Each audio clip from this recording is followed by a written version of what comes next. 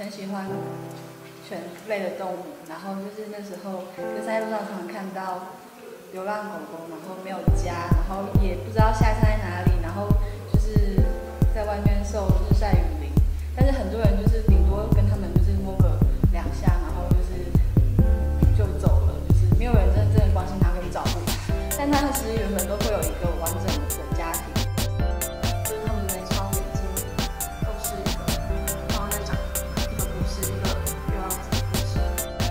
主要想要 focus 在说，就是把那个认同代替购买，或是一些民权隐私。